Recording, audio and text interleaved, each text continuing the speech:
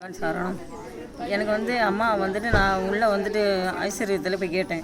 நான் போய் ஓன்னு அழுதேன். எனக்கு தொக்குமாக தெரியல, எனக்கு ஓன்னு அழுதேன். அங்கே உள்ளே போனதுக்கு அம்மா ரெண்டு சைனி மாரி கோல்டன் வேலையை தெரிஞ்சிச்சு.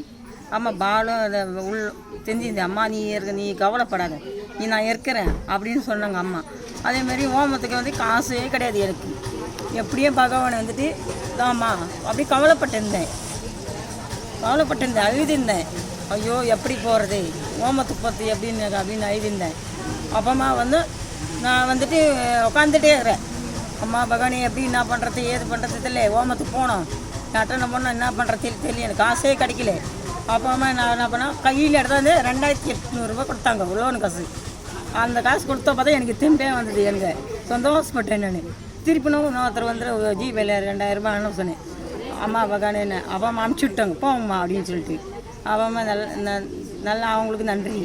அப்பமா எனக்கு எனக்கு அம்மா பகவான்கிட்ட எனக்கு ஒரு பேரனுக்கு 2 பேரனா டபுள் பேரனா கொடுத்துக்கிறாங்க. எனக்கு சந்தோஷம். ஒரு பத்மாவதி 2 கல்கி வந்துக்கிறாங்க. எங்கள் 3 பொண்ணுங்க நல்லா அவங்களும் சந்தோஷமாக இருக்கும். எல்லோரும் நல்லா சந்தோஷமாக இருக்கணும். எனக்கு ஓடியாடி நன்றி அம்மாவுக்கு. அந்த ராஜகுமாரிக்கு அம்மாவுக்கும் எட்டினாந்து நன்றி. அவங்களுக்கு ஓடியானே நன்றிப்பா, நன்றியப்பா.